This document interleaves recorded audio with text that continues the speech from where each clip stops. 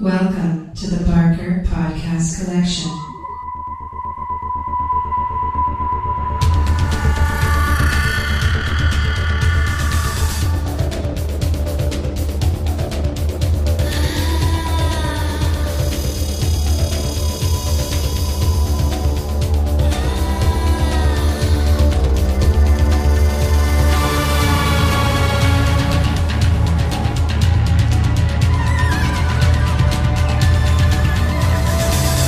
Welcome to the Not Watching Podcast. My name's Rob Howard, and this week I'm joined by Ian Bruce and Marcus Hurley. Welcome back, Ian.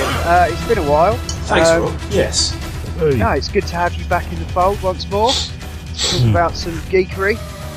Yes, I've missed it. What can we talk about to start with? Well, there's been a bit of telly on, but I know you've been watching Better Call Saul, Season 3. I have indeed, yes. Yeah, how are you finding it? Finding it much better the last few episodes. Episode 5, I think, is aired this week. Yep. Or the week of recording, anyway. Certainly found the first one, myself and Mrs. Bruce found quite a challenge, to be honest. A little bit, they've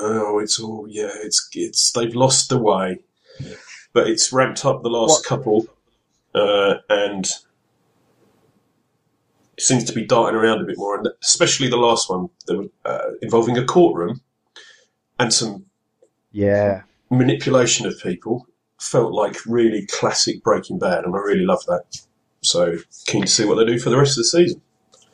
Yeah, it's got that really masterful way of sort of like taking you on the journey and like all the little twists and turns, and you know they're kind of up to something, and you're just sort of waiting for the penny to drop, and you're like, oh, it's just brilliant the way they're doing it. It nearly felt like that episode of Breaking Bad that ended up with the flowers. Do you remember that one? Mm-hmm. That was the end of one of the seasons, I think. Yeah, it was heading towards that kind of, you nasty little bitch type stuff. Yeah. Not quite as bad as that, but it was getting there. And what do you think about like Gus being reintroduced? It certainly lets myself and my wife practice our really somewhat racist Mexican.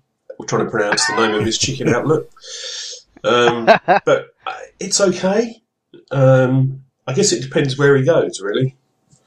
Yeah, it's definitely like fan service, but I quite like the way that they're kind of sort of explaining the relationship between him and Hector. I can never do his second name, not Scaramanga, it's Salamanca, I think, or something. Salamanca, yeah. But yeah, no, Scaramanga. Yeah, so and even like locations like the swimming pool from that particular moment from Breaking Bad, that was very cool, and it's just so well shot. I've been listening to the not Breaking Bad Insider, but Better Call Saul Insider podcast, where they sort of explain a lot of how it's made and stuff. And it's really cool. They're using some new cameras and stuff, which are helping them get those really cool night shots, which would apparently be a lot more difficult back in the day.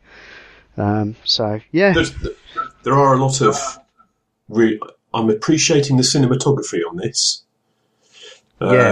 Yeah, there's some really lovely shots, like the one on the road, where the bugs sat on the road. That was a beautiful shot. Yeah. I don't know if the lack of story means I'm just looking at the visuals, being a visual whore more than normal, but yeah, it's been really well shot. Yeah, and they've like built some really big. I think there's like there's like a bank, and there's this amazing like crane shot of this huge structure that they actually built and put in this space. They're always kind of going on the Insider podcast about how much sort of free reign they are afforded, that they in terms of production and the way they can shoot it and stuff. And it's really cool. So definitely something to get on eventually, Marcus. It's one of them things. It's just I need time to get around to it. But I do enjoy Saul Goodman's character. Absolutely. So, has anyone watched any of American Gods? I've seen the first episode. Read the book. Okay. It was. Oh, I've read the book as well. Yeah. Many years what ago. Do you think? I've only read the book once, but it was kind of sending signals, sort of like back into days of yonder past, digging up bits from what I remember from the book, and going, "Oh, that's how they've done that. Oh, that's how they've done that, and that's how. And did that happen? I can't remember." But yeah, but I got to say, I'm quite liking it. Yeah, there's one scene involving the character Belquist or Bilquist. Bilquist, yeah. That I remember John explaining to me, like, and thinking, how the hell are they going to do that? But they do it, and it's in both of the episodes that have aired. But yeah, it's a cool idea for a show. It's based on the book was written by Neil Gaiman, and this has been adapted by Brian Fuller, who was the guy behind lots of things, including Hannibal, which similarly was very visually lush. And yeah, this one's very shot very well. It's really well cast. Ian McShane is playing Mr. Wednesday, who I think it's no secret is Odin, or someone like that. But yeah, the whole concept is it's like the old gods versus the new. So like the new gods kind of worship technology and stuff, and are all about that. And then you've kind of got the old gods who are like the old gods, and it looks like a war is brewing of some kind. But yeah, I haven't read the book. I'm a fan of Neil Gaiman, and the stuff he does, the stuff that I have consumed of his. But this is on Stars and it's on Amazon in the UK.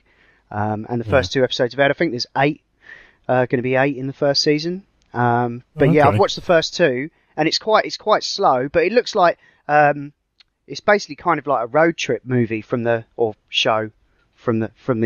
look of it, the way it seems to be heading. With them checking in with different gods all over America. I did love how they did Mad Sweeney. I did wonder where it's like where he's the leprechaun. Yeah, they have a bit of a punch up and stuff. I love brilliant. The way it's that the set of that bar with all the teeth. It looked very Gilliam. The alligator crocodile. Yeah.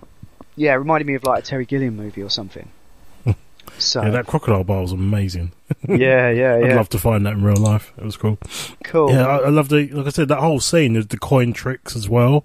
Yeah. And the way he kept doing that. I mean, it was quite. I thought it was well done. It felt. The pace of it didn't feel for me too slow because it started off, it was all about him coming out of Shadow Moon. I think we can talk about the premise of it, really. Yeah, I mean, I'd say Shadow Moon coming out of prison and then finding out that his wife has died, and then you follow him for a while, and Ian McShane's character basically just tags along, and then keeps popping up and to the point where he's like, "You are going to work for me." Yeah, he offers him a job. But it's pretty cool. I'll probably watch more. It's intriguing me enough. Yeah, I'm wondering because I've noticed with a lot of Neil Gaiman's fiction, he likes to tease at information. He doesn't always put it out into the books. It's like what he did with Stardust. If you read the original version of Stardust, there's loads in there. That was completely chopped out when they made the screenplay. The screenplay was great, and I think they did a really good job of just taking some bits completely out of it and reworking it. So I'm wondering how much of this will be identical to it, and how much of it will be hinted at, and how much they'll take and evolve further. Because obviously, they're going to him. He's got a sort of George R.R. Martin feel to this. I mean, not feel, but approach to this, where he's like a consultant and they want to represent his works. I've been looking at his posts and stuff on Facebook before this even aired, and he's really happy with it.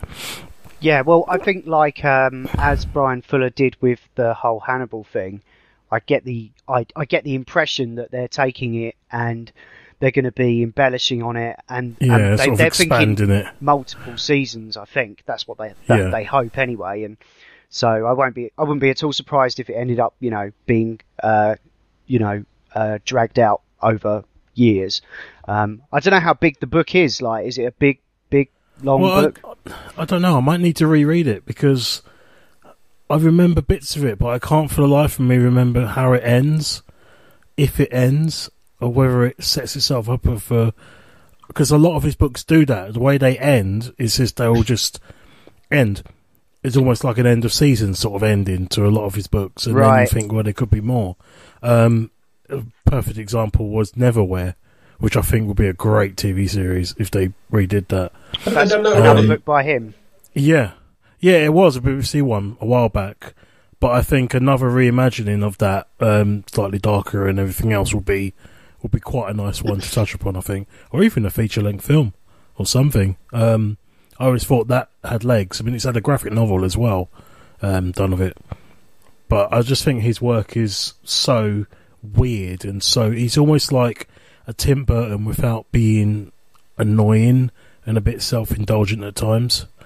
If you get what I mean, it's sort of his work varies so much in some of the things that he does, and they even branch off. So some of the gods in American Gods are from other books. I won't say anything because I think it might be a spoiler, but they kind of pop in and out and stuff like that, and some of his characters might migrate across. But I just want to see more of this. Cool. I'll probably watch the second episode when we're done here. Yeah, for sure. Okay, well, let's carry on then. Is there anything you've watched that you want to mention, or shall we get into some TV news? Not really, to be honest. Oh, actually, I have, since the third series of Broadchurch has been on, I've started watching that from the beginning. Oh, okay. I've watched that also.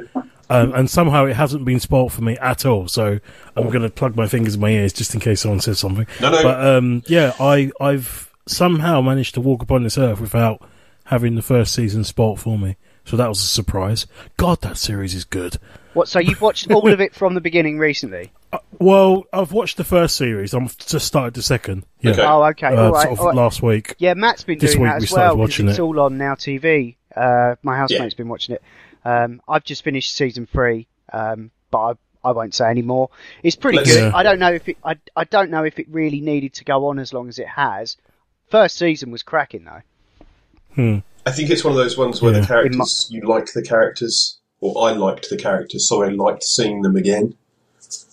Yeah, well, I'm a fan of Olivia Colman, so I'll watch her in anything. Yeah. She's so good in that. It's ridiculous. She's so good in that. Yeah. Anyway, so that's pretty much me, sort of doing my usual going back in time and watching shows from about 5 years ago. Oh, and I'm watching Prison Break. What, the new one? No, the existing one, because I haven't watched any of that. Oh. I've seen the first series, the first episode, and the last episode, and I couldn't remember either of those. Oh, right, just watch the first season and then stop. I've watched the second season. It's got weird. Oh, God. Yeah. Oh. I think we're on the third season now, or we've just finished the third season. That's the one in Mexico, isn't it, or something? Yeah. Okay. Yeah, I watched up to the end of season 3, and then I gave up. So I didn't do too badly. We're coming up to the 4th, I think. Yeah, I didn't. But it's all on Netflix, so we're just sort of churning through that. Fair enough. Okay, let's pop on to some TV news then. And oh my God, what great news it is! Because they've announced that a Judge Dredd TV show is in development. When I read this, it just reminded me of April Fool's. I had to check the date because the last time I read something like this, it was an April Fool. But this isn't an April Fool. They're actually doing it. Well, it's very early days. It's quite early days for them to announce it. I almost feel like it might not even happen. But then Dredd Preacher happened, so why can't this? We're now living in a post-Preacher world. And so, yeah, why the hell not? Why can't this actually happen? Some people were saying on my Facebook, oh, yeah, but it's very violent. I'm like, yeah, but so is Preacher. Yeah, and, there are violent TV shows. That is a thing now. There are a lot of violent TV shows. Yeah, exactly. Yeah. So, yeah, I mean, the only thing that am possibly concerned about really is the kind of level of action that might kind of be required. The Dredd the level of what? Never... The connection's a bit spotty. Right, okay, yeah. Because the Dredd comics have never been the most wordy. I mean, they've been full of satire and stuff, and I'm sure this will act as an excellent platform for for writers to vent their frustrations with the current political climate. I'm sure. Yeah. So that might be part of the attraction here. So, but yeah, it's they've got the producers of Battlestar Galactica involved, and there's no writers or network or actors attached to it. But it's going to be called Judge Dredd Mega City 1. So, wow. Frankly, I hope it's good. Wait and see. Well, have to wait and see. Yeah.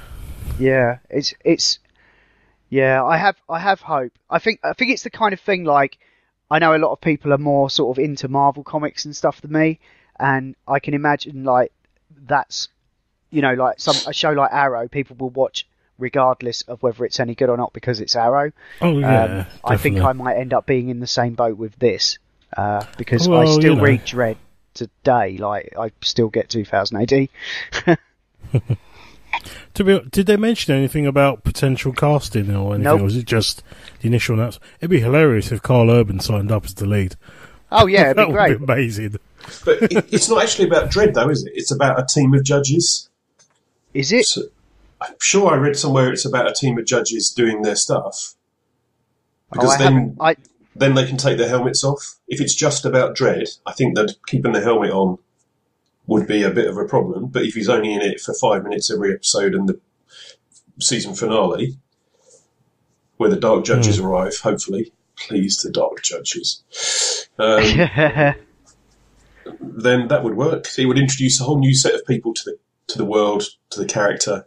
I really love the lore of Judge Dredd, Lore. I know he is the lore. It's just so rich and such a world that you kind of want to dip into as an observer, not really live there in any form. But yeah, there's a lot of potential there. And I think if they did it as a series of judges, so you're in with the new guy on his first day, then the people who don't really know Dredd, of which there are many, or who only know the Stallone movie, didn't give the Urban movie a chance because of that, but are still open for something new, then maybe that would work. I think it has to retain the ultra-violence of the Urban movie. Otherwise, it's just going to be a bit meh. You can't do a tame Dredd TV series. No. It'd just be... It'd be pointless. It would be kind of like taking a license and just making a farce. And people have been... And to be honest, the world is full of people that are ready to be outraged at stuff like that, the touch of a button nowadays, so you just wouldn't take the risk, would you? I mean, if you fought this long and hard to get the creative license to actually get a TV series of Dredd, you've got to do it right, otherwise, well, you'll probably die. I love that we live in a world now where the outcry of not sticking to the source material would be worse than the outcry from Daily Mail readers complaining about the level of violence in the show. Yeah, but Daily Mail readers are all fucktards anyway. Why? Who cares about them, really? Exactly. They've Does been anybody silenced. read the Daily Mail here? I don't think anybody does, do you? No. I don't even read, yeah. so... I read Reading this, is hard. No, I haven't read anything about them saying that it's like, you know, whether it centres around Dredd or not. But if I definitely read somewhere it's an ensemble thing and following a group of judges. I read somewhere. Yeah, that's fine. Okay. But Dredd may be one of them. But I mean, regardless, just setting it in that world is good enough for me.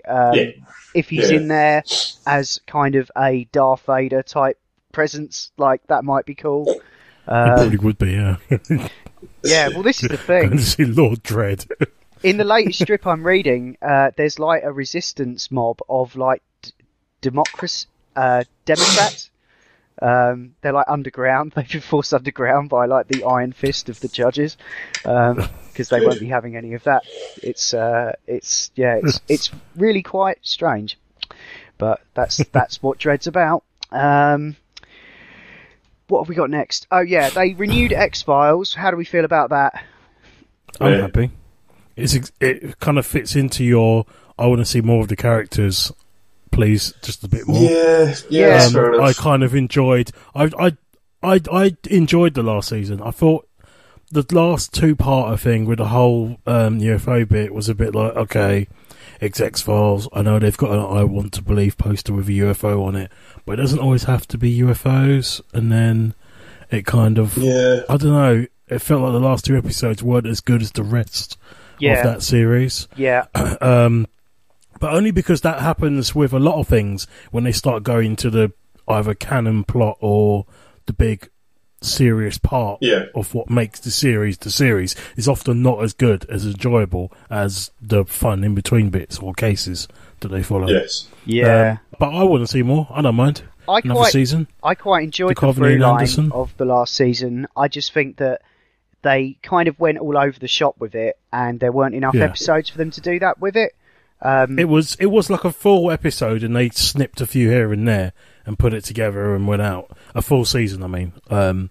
So you imagine like there would have been 22, 26 maybe? Yeah. Or something like that. And then they chose a few, put them together into, what was it, 8 or 10? 26, wasn't it? It was 6.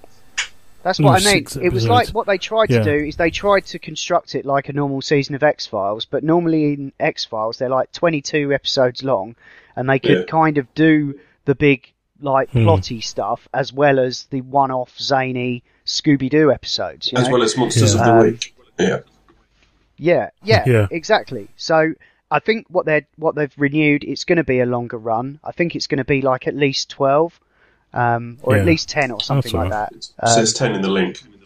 Oh, that's good. See, cool. It's me not reading again. It's the link. You don't have to click the article. It's just in the link that you provided. Oh, right. Okay, yeah, actually. Unless it's airing on Fox 10. Yeah, I know. I'm just being a twat. So, yeah, anyway. Yeah, that's good. I'm kind of glad. I think they're saying it'll be next year. At this point, awesome. Like end of next year, so something to look forward to then. I'll be watching that, definitely. Yeah. I've always been a big fan of the X-Files and a big fan of Duchovny and Gillian Anderson. She popped up in American Gods episode 2 actually. So cool. That's something. I'll be watching that after this. That'll be the Brian Fuller connection because she's in Hannibal and stuff. So. Okay, and finally for TV stuff, they dropped a trailer for The Defenders, which is the Avengers games then. Netflix. All films. Yeah, I was pleased to find out that this is like 8 episodes only. So, because I finished Iron Fist the other week, and my God, that didn't need to be 13 episodes.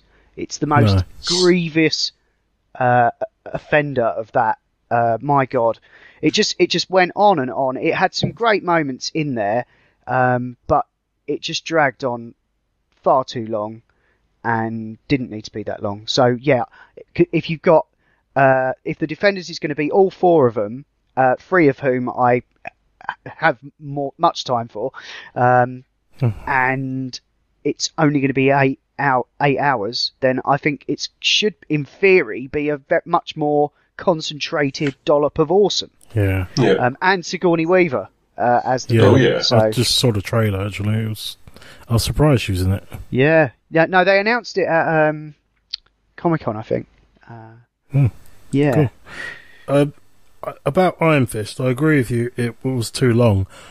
My reasoning why I think it was too long, it was nice that, I mean, I'm going to go into some spoilers here because I don't really give a shit.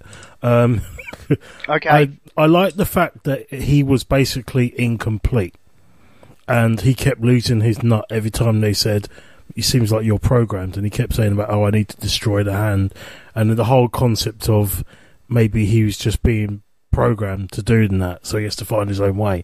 That didn't need to be like 8 episodes, 9 episodes in. There is a twist. I would have liked for him to start off. I love the whole idea of him turning up bare feet and all that, and the whole social commentary in the first few episodes, and the way New Yorkers view him. Everyone just like gives him money and treats him like a hobo. I quite like that because it said something about society. But then it just got caught up in its own thing, and he didn't bother to become the thing he's meant to be. He's a half-assed version of the thing he's meant to be, and that annoyed me because everyone else is already the thing they're meant to be.